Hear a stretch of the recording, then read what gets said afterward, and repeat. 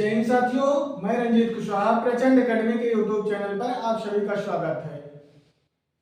किताबें सपनों को सजाती हैं, किताबों से बच्चों को जोड़ो, दिखावे में इधर उधर मत भटको, पढ़ाई की ओर अपना रुख मोड़ो। कहते हैं ना कि जिस मिट्टी की कोई पहचान नहीं होती उसकी तुम शान बढ़ा देते हो। तुम मेहनत करने वाले हो, पत्थर को भी भगवान बना देते हो। तो आज हम पढ़ेंगे, जैसे अशोक सम्राट के बारे में पढ़ लिया है हम लोगों ने। जैसे कि मौर्य वंश की स्थापना चंद्रगुप्त मौर्य ने की है। उनके जो उत्तराधिकारी बने बिंदुसार बने। बिंदुसार के बाद अशोक, दशरथ मौर्य, संप्रति, शालिशुक, देववर्मन, शतधन्वन, बृहद्रथ अंतिम शासक थे।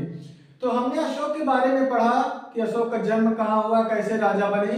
देखो, अशोक से महान राजा आज तक की धरती पर नहीं हुआ है, क्योंकि जो कलिंग उड़ीसा पे पड़ता है, 13वें अभिलेख में, अशोक के 13वें अभिलेख में उसका वर्णन है 261 ईसा पूर्व उड़ीसा के कलिंग पर आक्रमण किया और कलिंग पर नरसंहार देख करके, हजारों लाखों लोगों के मृत शरीर को देख करके अशोक का मन हृदय परिवर्तन हुआ और अशोक ने बौद्ध धर्म अपना लिया।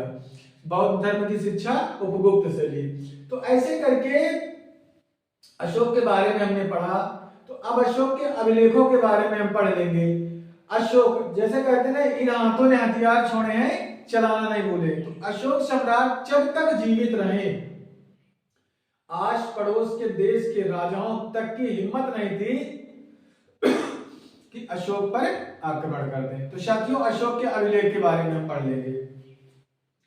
शिलालेख क्या होता है? जो पत्थर पे लिखा जाता है उसे शिलालेख कहते हैं, और जो कागज पे लिखा जाता है, पेज पे लिखा जाता है, उसे अभिलेख। यानी अभिलेख जो है वो पत्थर और पेज पर दोनों पर लिखा जा सकता है, लेकिन जो शिलालेख होता है वो केवल पत्थर पर लिखा जाता है।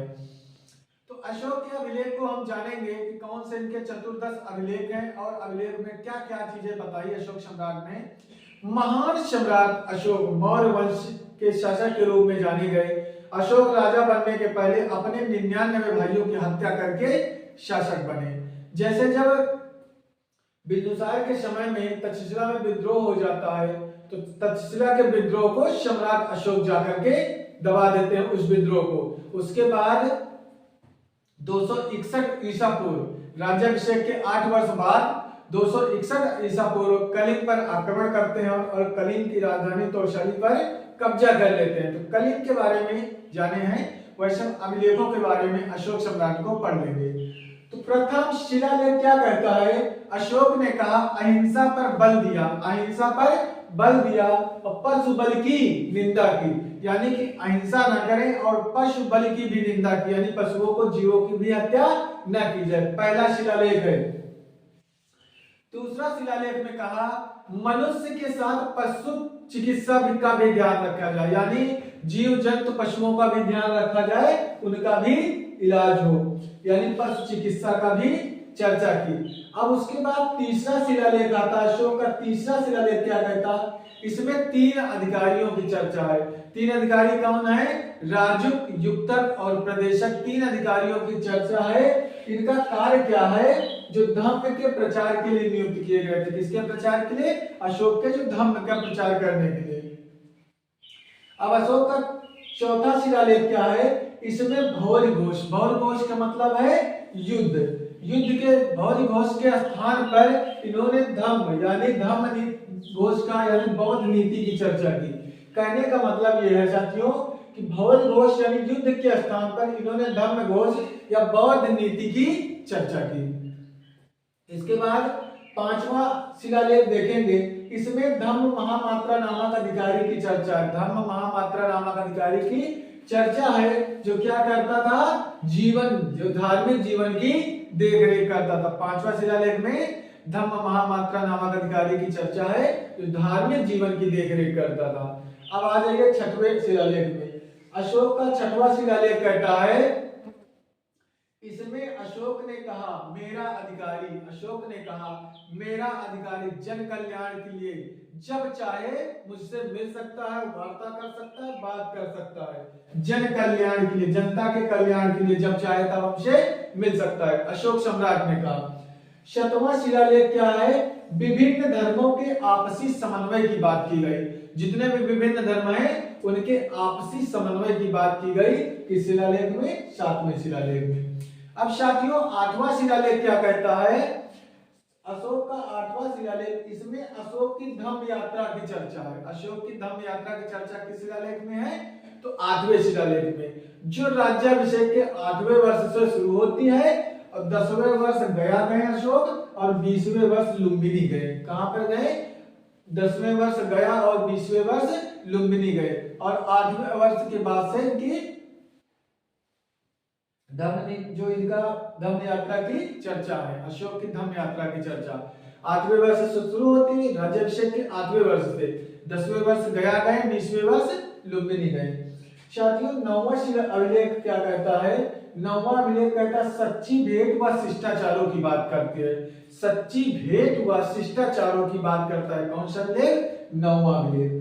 10वां अभिलेख कहता है राजा व अधिकारी हमेशा प्रजा के हित में सोचे।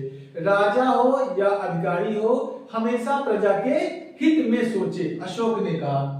अशोक का जो 11वां अभिलेख है इसमें धम्म की व्याख्या की गई। जो धम्म बनाए थे उसकी व्याख्या की गई।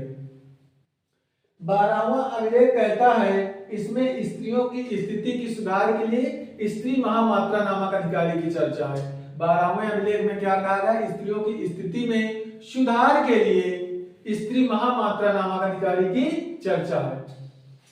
13वां अभिलेख मोस्ट इंपॉर्टेंट है, ज्यादातर पेपर में यही पूछा जाता है। 13वां अभिलेख जिसमें कलिंग युद्ध का वर्णन है। अशोक के 13वें अभिलेख में 261 ईसा पूर्व कलिंग जो उड़ीसा में पड़ता है, यहीं से अशोक का हृदय परिवर्तन होता है और अशोक ने बौद्ध धर्म अपना लिया। उसी गई तो जब तक मौर्य सम्राट अशोक थे तो आसपास के पड़ोस जो चंद्रगुप्त मौर्य जो काम नहीं कर पाए वो उनके जैसे बिंदुसार उत्तराधिकारी बने। बिंदुसार के जो उत्तराधिकारी बने अशोक सम्राट, उन्होंने वो कर दिखाया, कलिंग को अपना हासिल करके दिखाया कि कलिंग अपना है और उसको जीत के दिखाएं। उसी दिन से अशोक ने लाखों करोड़ों लोगों की लाशों को देख करके, मृत शरीर को देख करके उनका हृदय परिवर्तन हुआ और अशोक ने बौद्ध धर्म अपना लिया। तो जय हिंद साथियों। अब आप लोग लगातार प्रयास करते रहिए। देखो दुनिया का सबसे बड़ा मोटिवेशन आप खुद हैं। अगर आप अपने आप से नहीं जाग पाओगे तो कोई मोटिवेशन आपको मोटिवेट नहीं कर सकता है। आपको जीवन में सफल होना है, कुछ अच्छा करना है। अपने गरीबी घर की कंडीशन को देख करके माता पिता की मेहनत पसीने की कीमत को समझिए और लगातार मेहनत करिए ताकि कोई ना कोई सफलता, जरूरी नहीं है कि बहुत बड़ा लक्ष्य बनाओ, छोटे छोटे लक्ष्य प्राप्त करते जाओ, उसके बाद अपना बड़ा टारगेट बना करके रखो। क्योंकि बिना संघर्ष, कठिनाई और संघर्ष झेले बिना आप ठीक इंसान नहीं बन सकते हो।